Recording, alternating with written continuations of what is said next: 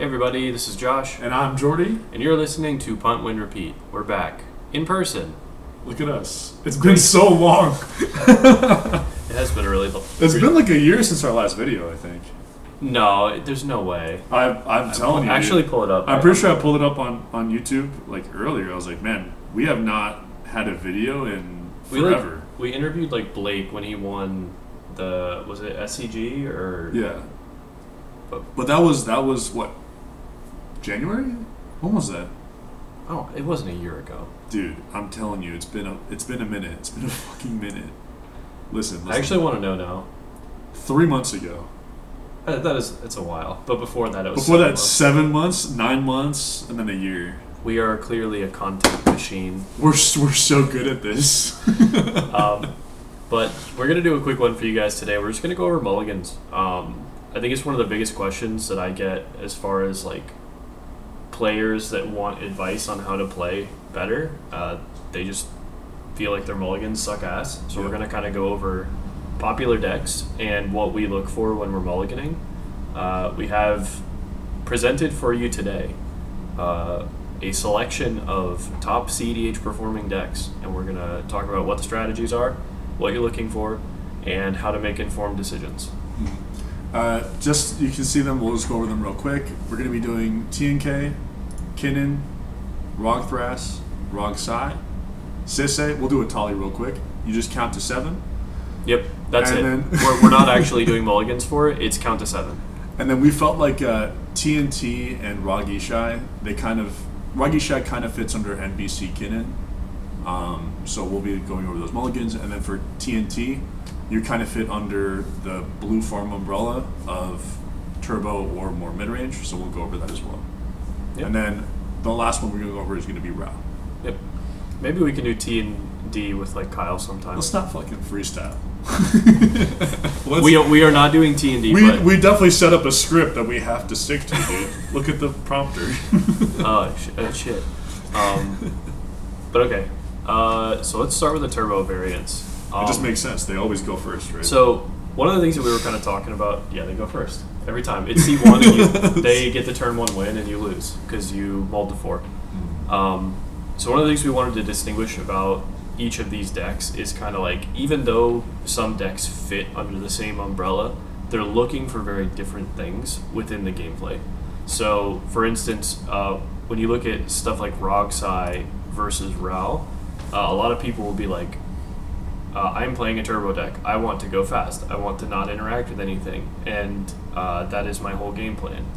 And they'll kind of just leave it at that. But it really is a little bit more nuanced.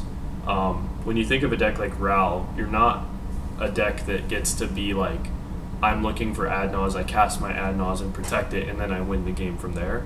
Or a Necro. It's, I have a very synergistic deck that requires a critical mass of cards that do basically the same thing to be able to win, with the payoff being in the command zone. Yeah, well, that's something that we definitely want to emphasize is you're a critical mass deck. If people have played L's before, you want as many of a thing as you can, and by building that critical mass, then people are going to have issues with you. Right. And Rogsai is kind of different from that. We'll go over that when we get to it. I don't think this is me fucking up. You know what? Fuck this. I'll just do that. There we go. Okay. So we're just going to do really quick mulligans for a bunch of decks.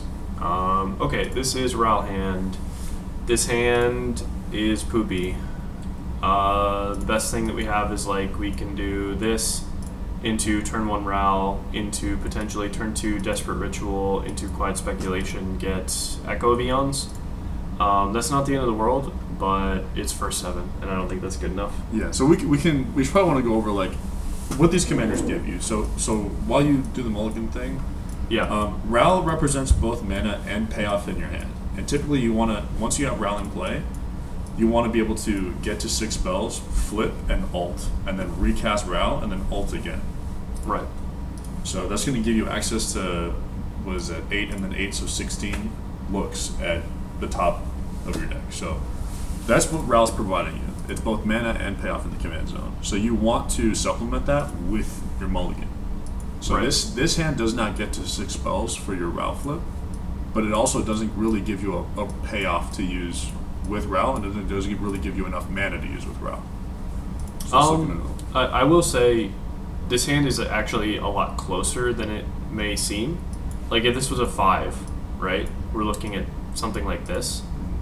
I would consider keeping this, just because the ability to go turn 1 Ral. I flipped it, but like we go Steam Vents, even like agnostic to drawing anything. We go this card into Lotus Petal, play Ral. This goes to graveyard. We get 2 looks at other cards.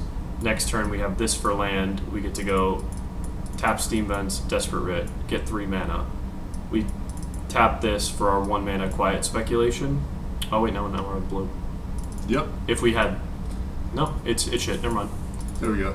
I was thinking we had one more. We're very professional here, guys. I guess you could. Okay, so you could technically. You could do this over the course of a couple turns and try to set up an echo. 3 red, use the blue. This goes and gets Strike It Rich. Strike It Rich takes 2 of your red. That would get you a treasure, and then you can Echo Beyonds. But then you're tapping out to do a Time Twister on turn 2 by using good cards, and you're exiling 2 of your flashback spells just to get a Time Twister. That's pretty shit. You would need good top decks, and in this case, they were not. You also only get to 4 spells, so the Ral flip is just not. Yeah, so again, critical mass, right? While it may not be the end of the world to do a turn 2 tap out to Time Twister. I think we're spending a little bit too much time on Ral. Okay. It was a mulligan. Let's look at another one. All right. Okay, Scalding Tarn, Speculation, Birdie, Grapeshot, LED, Pyroblast, Mox Diamond, garbage. Yep. I feel like this is like not too far away, because if you can get this Quiet Speculation out on 1, you can go like, if you draw land, you get to go like turn 1 Ral, and then turn 2 go into Quiet Speculation Echo with the Lion's Eye Diamond. Yeah. I feel like you're 1 mana off of this hand doing something, because that way you have mana floating. Yeah. With your Echo. But this goes into like disciplined mulligans, right? If you look at a hand and you say to yourself, "This is my second 7. If I draw exactly 1 card in my deck, or 1 type of card in my deck, like whether it's fast mana, whether it's like a ritual, or whatever." If the hand only functions if you do that thing, it's probably worth it to just go to 6.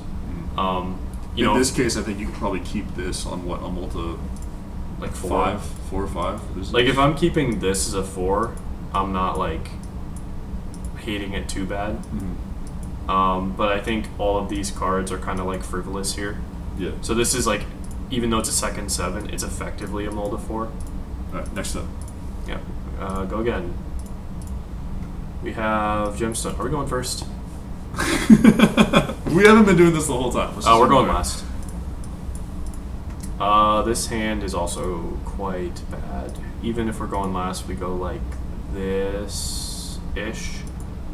Now we're on a multi 6. Mystical Tutor for...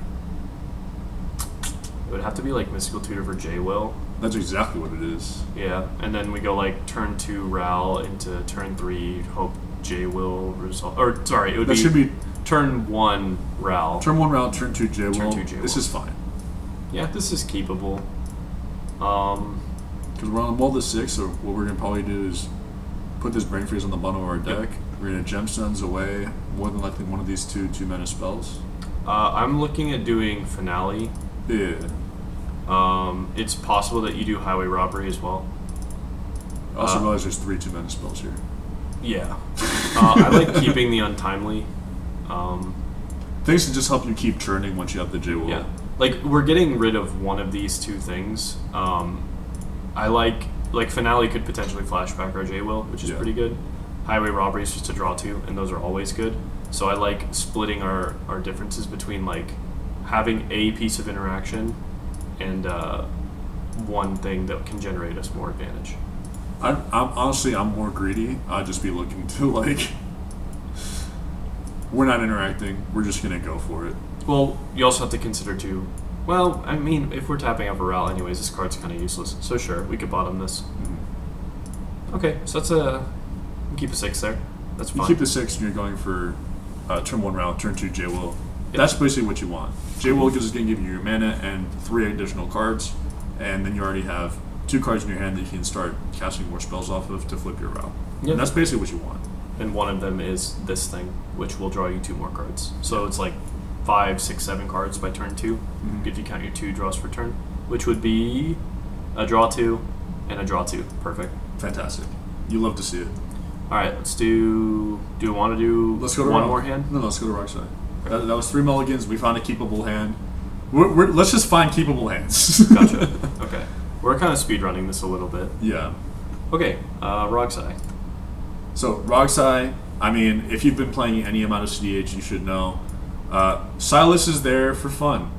Rog is there because you need mana. Like, Yeah. Rog is there to just make your free, like your Fierce Guardianship and your SWAT cost 0. Make sure your Flare costs 0. You're just trying to speed out as much as you can. Rog is supporting your list. Scoot over a little. So you Instead can get of more in being frame. a turbo list like Ral, of you're trying to assemble a bunch of cards to get to your win, Rogsai is really just trying to find one card that wins you the game by itself. Very different type of turbo style. So, let's take a look at some mulligans. Basically, what we're going to be looking for is mana and payoff. That's it. So this actually already has mana plus payoff. It's just a question of sequencing, and I think you would agree with me here. And speed. We have, technically, we can go Rog turn 1 here and go Intent. Actually, no, because our other land is this. So we would not be able to have triple black for Necro. To me, this is, if you're going to end up keeping this, it's more than likely going to be turn 1, yep, Ragavan, and then you're going to try to go Diabolic Intent into like a fish or something. I think that this is not super exciting. You probably keep this if you identify that you're in more of a mid-rangey type, C4 again. in more of like a mid-rangey type position. So take it how you will. If I'm Rogsai, I kind of want to be pushing in the early games. If I'm looking at my first 7, I think I can go a little bit greedier. This pact is basically a mulligan to 6, so looking at 7 just feels more free. Yeah, I think I would probably take the second 7 here. For some reason, when I looked at this hand, I saw this and this being able to be black, but it's just not. Yeah. We don't actually have any payoff spell for Intent that would be castable, because we're probably having to sacrifice Rog to do it. I don't know, you could do like J-Will, but it's just a mulligan. Like, the hand's close, but not quite there. You could go turn 1 Diabolic Intent and then turn 2 Ristic Study, We don't do that. which is strong, but you don't really have like good protection for it either. Yeah. It's a fine keep. It's a keep that if you need to grind, you can keep it. Yeah. You could You're losing absolutely your Rog. Intent for Ristic Study, or even Intent for Fish, if you're trying to hold up a little bit more mana to be developmental. You could go like, boom, boom, Yeah. boom, Intent, go get Fish. Next turn you go like this and this. And now you have like mana development, your Fish is probably drawing cards. Yeah, I really don't hate this hand, but I'd rather just try to find something faster. Yeah. The name of the game is understanding what your deck does and This deck is not looking to playing go yeah. into like a Ristic Study. You're trying to win the game ASAP. No. Yeah, restart. Okay, Mox Diamond, we have a Vamp, we're in 4th seat. It's not quite there. Um, No, I don't think there's anything. We have blue, so like we could. if you had another land and like, if you had another land to go, Vamp Tutor to go find like DT, and then you can go cast DT, flare DT, go find Breach, but that's not really much of anything either, because you also need just more mana. Yeah, you just need more mana. I don't think this hand does anything. Your Vamp is also considered we're like playing out of 4th seat. That won't be it for every game that we do these mulligans for, but it's just kind of like to give ourselves the challenge of it. I really think we should just roll for if there's a gemstone. Honestly, yeah. Because I think that you should be focusing on what your game plan is. Like, your deck in this version This is a turbo deck. You want to go fast. Yeah. So I I don't see a connection for enough mana or payoff for this hand. So let's just go to the next one. Yeah. This hand is this, right? It's a 4. It's also kind of something that I find maybe everyone doesn't do it, but we do a lot, is like we look at the effective mulligan, especially when you're playing a fast deck. Like, these are your cards that are relevant to you. These ones are nice, but don't actually do as much. This one kind of a little bit does, but... I would include that one because, like, if you were looking at this... Yeah, and you there could was get a Nas. If you were looking at this and the Vamp Tutor was a DT instead, I would keep this hand. Yeah, probably. You just go turn 1, like, this into boom, boom, boom. DT, double flare, DT. DT, then you go find Breach LED, and then you can just assemble a next turn win. So turn 2 win, and probably have, like, a piece of protection. Yeah. But no, it's not. So we'll go to 6. Dookie. Oh, that's going straight back. Yeah. That's into the Phlegma. Gross. Alright, 5. This is kind of interesting. So this is one of those hands that I've seen Rockside players keep on low mulligans, because what you can do, this is a 5, right? Yeah. So what you can do here is you can put back. We're keeping, like, I'm just trying to guess. Okay, yeah, no problem. Keeping like this? No, so what you can do is you can gamble on this Tainted Pact. So you go turn 1 Ragavan, Right. turn 2 play land, then you can go crack LED, cast Tainted Pact, and try to assemble a breach pile from there, having a treasure as a flex mana. So you can go crack the Lines on Diamond for, like, let's say triple black. You have a treasure up, and then you can go find, if you find Breach first, great. You go cast Breach, recast Tainted Pact with the Lines on Diamond, since you have to use 2 fetches. So you know there's 2 cards in bin, plus Tainted Pact plus Lines on Diamond, and you have to draw 2 cards over the course of these 2 turns. So you have 2 more cards in the bin for extra. So that could be something that you can assemble, because that way you only need to, once you find the Breach, you only need to recast the Tainted Pact to go find the next payoff, or the Brain Freeze. Yeah. So you have 1, 2, 3 cards in bin for the payoff spell, and then 3 cards in bin for the Lines Eye Diamond. So you go Lines Eye Diamond, Brain Freeze, because you have the 2 black floating for the Tainted Pact. I'm talking about this really quick, just because we don't have a lot of time. But this, for me, would be a really interesting keep, if you're, especially on a mull to 5. You just go land Ragavan, land Lines Eye Diamond, crack Lines Eye Diamond, Tainted Pact, go find Thing, and then try to win. Yeah. My thought was this, just because it's less risky. Like, if you forced me to keep this hand, I would probably gravitate more towards this. But I'm also a little Ral-brained, where I think wheels are cracked. Yeah, wheels are much more broken in Ral than in Rockside. Yeah. For me, I'm just going to try to go for a win, like, as soon as possible, and this is a card that's going to more than likely end up in a win for me. The reason I said you have a treasure plus triple black, if you do find Breach, you go for Breach. If you find Necro first, you're cool. You have a Necro and you have a treasure up. Right. Yeah. It's definitely keep these plus 1 of these. Yeah. This is a little bit more conservative, probably a little bit more risky. This one is gonna probably put a win on the stack, but if it gets countered, you're fucking dead. So yeah. Okay, next we're happy with that. Yeah. Chowder, well, Chowder hybrid. Yeah. So I think that cedh, especially like Trad cedh, even Clam Chowder cedh, I would imagine that this is probably one of the decks that we have the least amount of experience with. Just being up front off the bat. I don't have too much experience with this deck. I play against it a good amount of the time, so I'm very comfortable speaking on like what I don't like seeing from cedh. Mm-hmm. I feel like, to me, there's like a very few, like, there's a small subset of cards that when I see, I'm very concerned out of cedh. But usually it's like a board presence based approach to like dealing with it.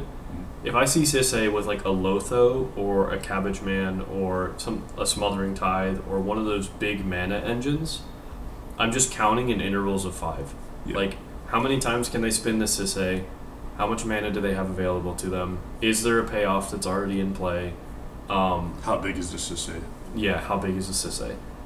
So key cards being things like these, just things that shit out a bunch of mana. Yeah, and also I wanted to make a quick thing. We just went from Turbo, so like Turbo Ral, Turbo Rockslide, and now we're in more commander-centric decks. So what you're going to see is where, Ral is commander-centric for Turbo. Yeah. Where Ral is presenting you both mana and payoff. It just needs the density from your deck to be able to assemble those two things together for the Ral. Rockslide Rog is just fueling the rest of your deck, and so you are using the mana advantage that Rog is giving you in order to piece together wins in your hand. Now cedh is a win in the command zone as long as you have enough mana to fuel it. So really, a lot of the cedh hands that you want to be looking for are going to be revolving around mana engines, like Josh was saying. Yeah. Where you want to find, even like a Dork into a Lotho is like a pretty solid hand. And then depending on the pod, if you get to keep interaction, that's great. If not, you are trying to get to cedh activations as soon as you can. Yeah. I would say that holds more true for trad cedh. Once you get to hybrid cedh, it's really great, but you can also look for intuition piles. Like you see here, there's an intuition. You're going to start looking for more like DT necro stuff. That's kind of the piles that you're looking at. And then shifting from there to full-on clam chowder, where you're not really on cedh lines. You have like things you can do. Maybe you're trying to find a Necrodom. That's when like you are more of a pile of cards, and so any collections of cards is good as long as it creates like some semblance of a game plan. Whether it's going to be the cedh into Necrodom pile, or if it's going to be just the regular Breach and Turbo Nut stuff. Yeah. But for this hand, not enough mana. I think we can agree on that. We go this and we cry. We take our 0-1 start. Second 7. This is only mana.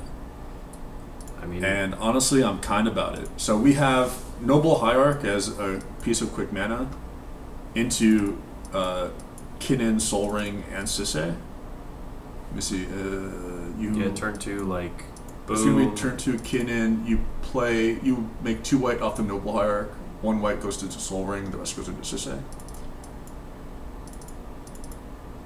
Kinnan, 2 white, Soul Ring, cedh. And then cedh is going to be +2 because of the Kinnan. So this is like a pretty decent start. If you're trad cedh, you're salivating. 3, Hybrid cedh, 5. you're still pretty happy. And you can start looking for activations. What's nice is like knowing how you build your deck is going to change how you play this out, like too, where if you are on like Aang and you're on a couple of different like 3 mana, because it's going to be for 3, a lot of different like 3 mana things, you can do a lot of different It's stuff. not a spin on turn 3 though. We're still a mana off. Because even if we just play a land every turn, like we're looking at a turn 4 spin with this hand. So I guess I did the math wrong on that. We could spin Kinnan, You spin Kinnan, which is like but there's a lot of you can gamble on humans. it. I still think that because of the amount of mana in this hand, I'm pretty happy to keep this. 3, 6, 7. What's your top card? Land misstep. Land. Okay. Yeah. I mean, it feels bad, but I would still keep that hand. I think I would mulligan this hand, just because I think that there's not like a particular mana engine that I'm seeing in this hand that makes me excited to keep it. Let's see if we're going first, real quick. Third. Damn, bad rolls today. So yeah, like when I'm looking at this hand, it was this shit was not here. This goes here. Like when I look at this hand, I see turn 1 Dork into like, sure, this sequence that Jordi said is pretty good. Developing your mana and your board state is fine, but you're still looking for like a mana payoff to go over the top and actually win the game. Like I said earlier, with cedh, I feel like you're looking for concentrations of 5 mana, and you want to be like getting your value somehow as quickly as possible. The way that the deck does that is things like Smothering Tithe, Cabbage Man, Lotho, like that Even kind of stuff. Tataru is actually really good for this deck. I don't see any route to getting that here, so I would be throwing it back. We can look at the next hand. Yeah, I'm doing another one real quick. This would be a Mulda 6. I mean, he's here, but Man. I mean, he is there. Man, with the land, I would be so happy with this. Yeah, unfortunate. Because we could, like, with a land, think about how crazy this would be. We go, like, this is a land. We go boom, into this, into this, into this. Oh, yeah, you're so happy. And now we're just, like, cooking. Mm-hmm. And you still have force negation up with intuition. Oh. Land off the top. Okay, so principled mulligans. You can't keep this hand. Yeah. This is also mulled to 6, so you probably have to, like, put something back. Maybe the death rate goes back or the force. I would just throw this back at that point. I don't hate that. Yeah, we can't keep this, so there is no reasonable world. Like, what are you gonna do? Like, use your pedal to play a death rate shaman? Yeah, Jesus Christ! All right, yeah, that sucks. But I mean, on a 5, this is gonna be turn 1 Vamp Tutor to go find fish. It's turn 1 Vamp Tutor for fish, and then we go turn 2 land Arcane Signet fish. What do you think about turn 1 Vamp Tutor for Soul Ring and then Intuition? We don't have Soul Ring? Yeah, you go Vamp Tutor to go find Soul Ring. Okay, land, Vamp Tutor. Untap, play Soul Ring, cast Intuition. And then go find your pile. It's slow. It's a turn 3. So I feel like there's a couple bailout cards in a lot of cEDH decks. Vamp Tutor's kind of one of them, where no matter what your seat position is, you can kind of fix for whatever the board has kind of developed into. Mm-hmm. In this case, you could go for like a more grindy, I'm just going to get a Remora and draw a bunch of cards. I will say cedh is probably one of the worst decks at doing that. If you're, as long as you're in some kind of chowder variant, like you have some play there. But when you're drawing your like Emils and your Derevis off of your fish that you like really needed to be interaction or a thing that gives you more mana, it can feel kind of shitty. For me, this is more of a clam chowder keep. Yeah. This is a multi 5. You've bottomed 2 lands. Yeah. Or like land Arcane Signet probably, because hitting land drops is still good for you. I don't hate keeping Arcane Signet, especially if we're going to get like a Soul Ring, but yeah, we could bottom this. I just feel like the way that oh no, I would keep the fetch. Because if you're going for an intuition pile, you need cards in your bin. That's true. Do that for a 5. Yeah, this is like a fine 5. You're going for it on turn 3. It's definitely not a cedh hand. It's a CC, like it's a clam chowder hand. But these are hands that you're gonna have in the hybrid. So I'm gonna do. Why the fuck is it so big? I'm gonna do this real quick. Okay, we're done. We didn't need that.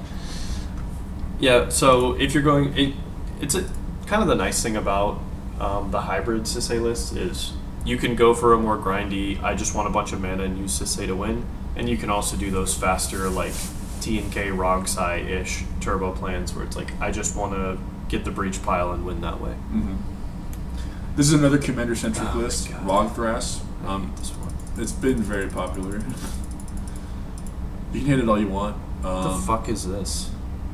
That side tangent. I hate force cards.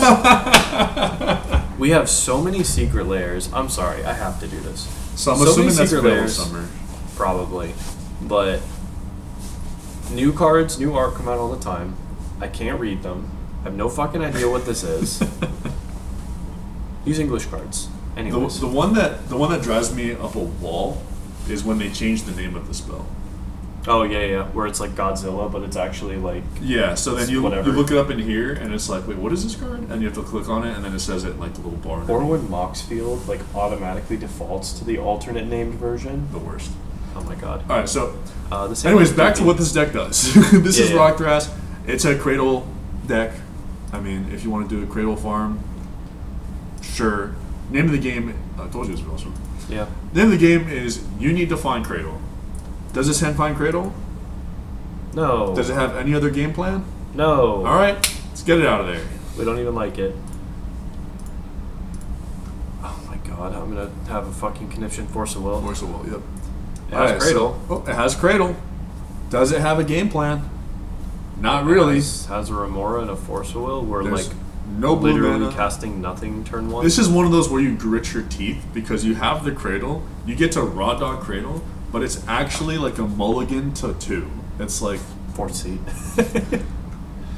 It's actually like a mulligan to 2. Like, I don't think you can keep this hand and be happy. Yeah, we're looking at like this. Yeah.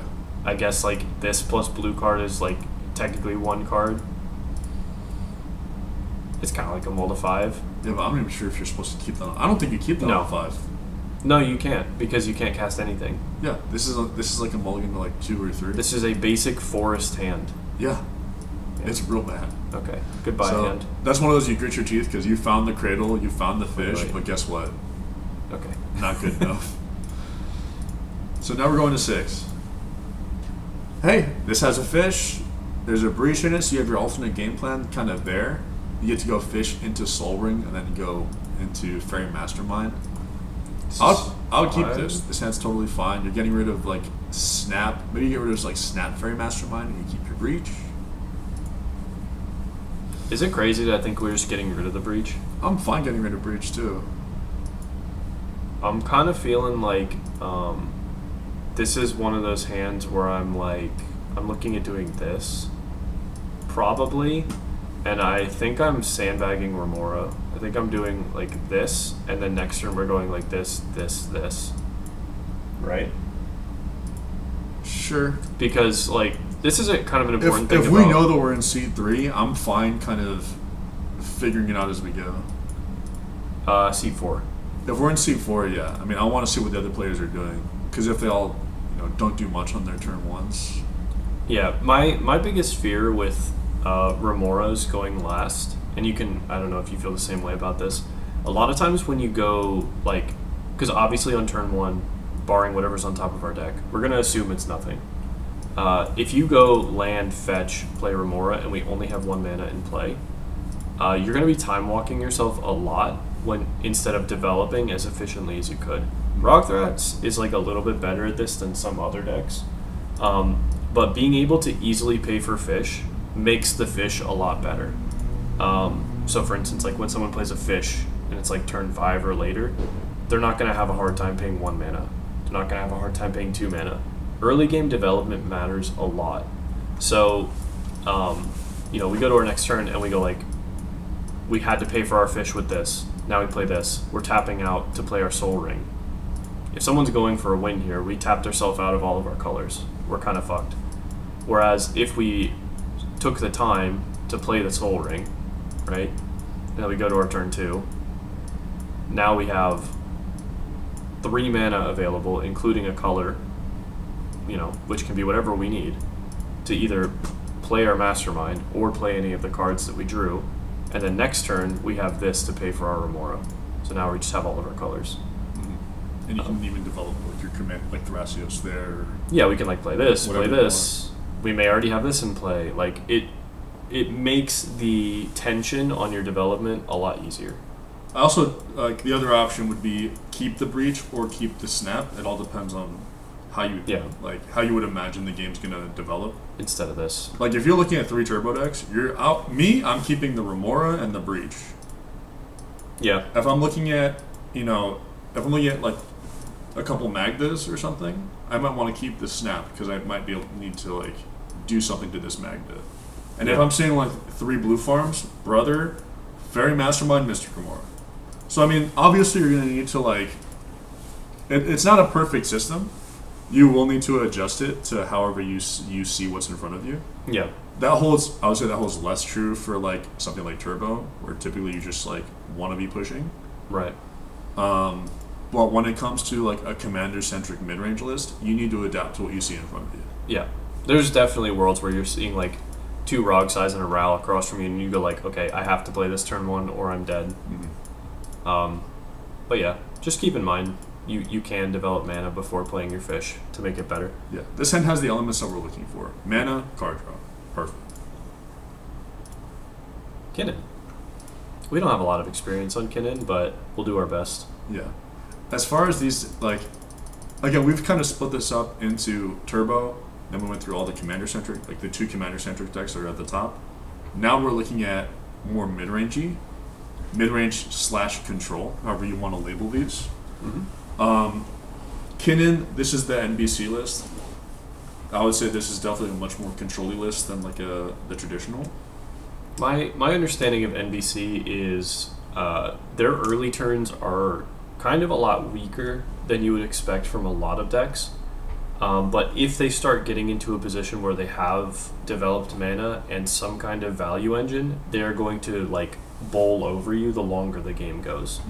They just have so much free interaction, so many ways to draw more cards. That's kind of what you need to be looking out for. Yeah, well, this deck also, you want to be able to find heuristic studies or ways to copy heuristic studies. Yeah. I've also seen lists that are like very heavy on the flash enablers, so they may be looking to copy in like a necropone. So if someone goes darker in necro, but your turn one was developing a bunch of mana, you can just like copy necro and go for it. Yeah. So different things to look for. In the case of this hand, there's no mana in this hand. So what do? We see the basalt on top and we keep. How dare you? Okay. Second hand has the Ristic copier. Are we still in fourth seed? We're in third seed. I'm gonna stop rolling that shit. It's just always last. I would say this, like, I really think we should just, for seed position, let's just look at it when it's like a Gemstone Caverns hand. Sure. Because overall, we're just looking for game plans, like overarching game plans. That's true. This hand looks kind of mid. And by kind of mid, I mean super mid. Honestly, because of the nature of the deck, I'd probably keep this hand. On a second 7? Yeah. You have turn 1 Soul Ring, like Mox Opal, which like it's not on yet. But then turn 2, you have Cannon. All the while, like, my thing is this. You do have an engine that you can cast on turn 3 in Nezahal, and you do have a piece of interaction that you can use to negotiate. And then if there is a Heuristic Study early or a fish early, you have the copy enchantment for it. So like, if you're looking at a turbo list, minus Rao. Looking at a turbo list, the mental misstep can usually keep you alive. If you're looking at mid-range decks, you have a solid start against other mid-range piles. Where if they do have the fast Heuristic, you have a way to copy it. Or if they don't have fast Heuristic, you have a Nezahal. I guess that's fair. This is kind of one of those hands. I get what you're saying, but it looks like it is a 6 because the Mox Opal's not on. Right, but it could be like it's 6.5, right? Because if you draw some kind of artifact off the top, you're going to be a lot happier about the opal. Yeah. I think this is a hand that is very context dependent. Like if you're looking at TNKs or something that you expect to be playing some kind of heuristic study, I'm a lot happier with the turn 2 copy enchantment. But I feel like it's a mulligan if it's just not that. I mean, I'm pretty happy with this. Like on 6, I'd probably keep this because you just put the Mox Opal back. If it's a 5, I think it's still fine because you're just putting like these back and you still have this game plan. So I almost look at these as like bonus cards. Yeah, but into a faster pod, you're just dead. Right? Well, yeah, I mean, yeah, if it's like 3 turbo decks, the mental misstep isn't going to save you. Right. I feel like this is a fine hand into a slower pod. Because I think this is a fine hand into a mixed pod. If I see TNK, cedh, Rogsai, I think this is fine. I guess, yeah. Nezahal is kind of like, fucking hate this card, but it does say uncounterable and draw a bunch of cards. So we can look at the next. Let's look at one more. Look at the 6. Jesus fuck. Let's look at a 5. This is bad. Jesus Christ. So this is, I think, something we have to talk about too. When you see hands like this, and you're like, I'm the control deck. I should be stopping people and slowing the game down to develop. This is not how you want to do it.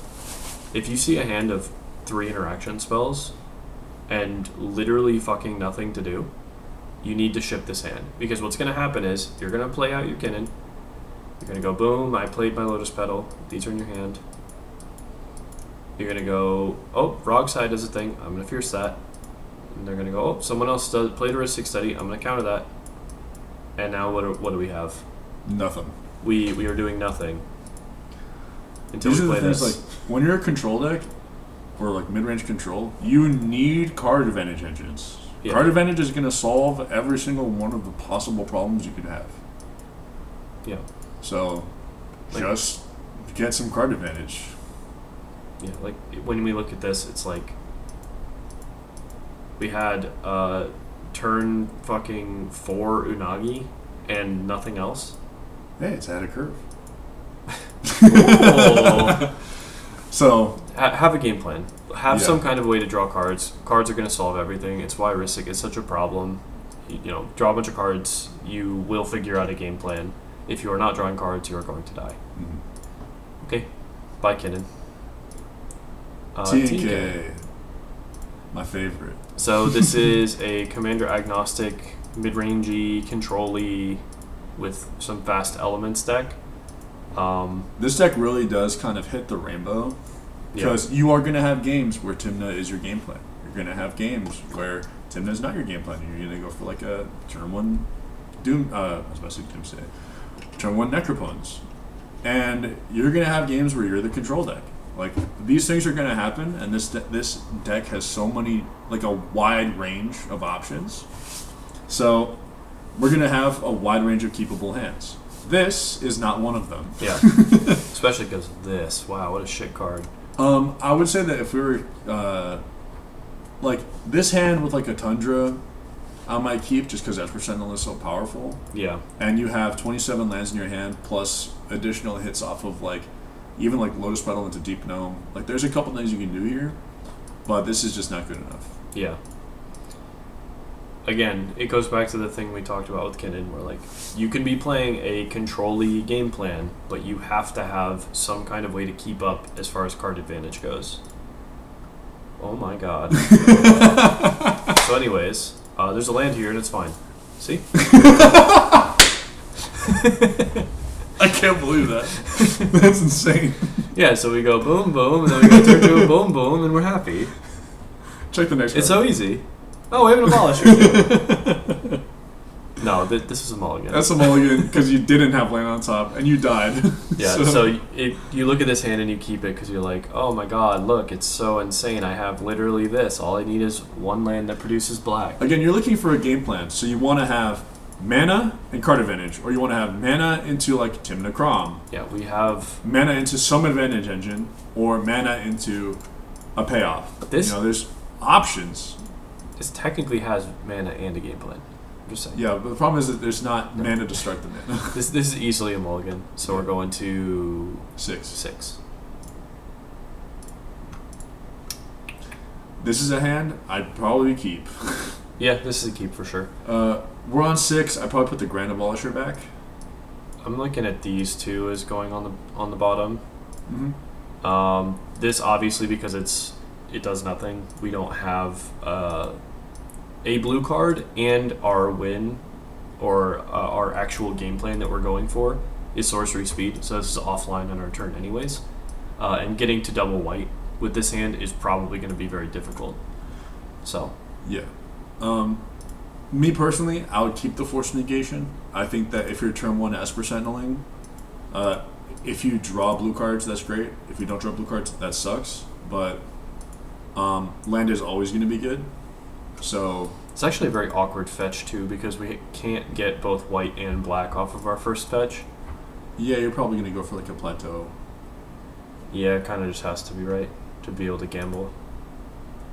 But yeah, I mean, I think this is probably a keep. You can get greedier, but I don't think you should unless the pod comp is like very against you. Yeah. In which case, if it's against you, you are not even going turn 1 Esper Sentinel. You're going turn 1, get a Badlands, and you're going to gamble for Necropons. And again, just pray. Hope that you don't discard them. Yeah. I don't hate just to, like, we see what the draw is. It's grinding station. Jesus. Oh, that's actually really solid. Yeah. Because that's like the other half of this. Yeah. So. Okay. I mean, that's a keep. Mm. We have a game plan. Boom, boom, into boom, boom, necro. Or just try and assemble some kind of a breach line. We did it. Yeah, so one thing that I do want to mention before we sign off is when you look at these decks, not everyone plays the same deck. But you should recognize which type of deck you're on. So if you're on a turbo style list, you're probably on one of the two umbrellas, under the two umbrellas that we talked about, where you're either going to be looking for critical mass, or you're going to be finding a payoff spell that gives you critical mass. So like Rogsai is looking for Nas, Ral is looking for every card in their deck. If you are a mid-range style control list, like we talked about earlier, where Ishai NBC kind of falls, Rog Ishai NBC falls under the umbrella of Kinnan. A lot of what we said about that deck falls underneath Rog Ishai. Yeah. Same thing for like TNT. TNT could fall under a bunch of different umbrellas because a bunch of different people play it a bunch of different ways. But most of them are going to fall under the Blue Farm-esque or the Cradle Farm-esque styles of play. So I'll really be looking to identify what you're playing, and then based on that, adapt your mulligan philosophies accordingly. Yeah. It branches back to the idea of understand what your commander is giving you and what you need to give to the commander to be able to make the deck function. Like Sisei needs the mana.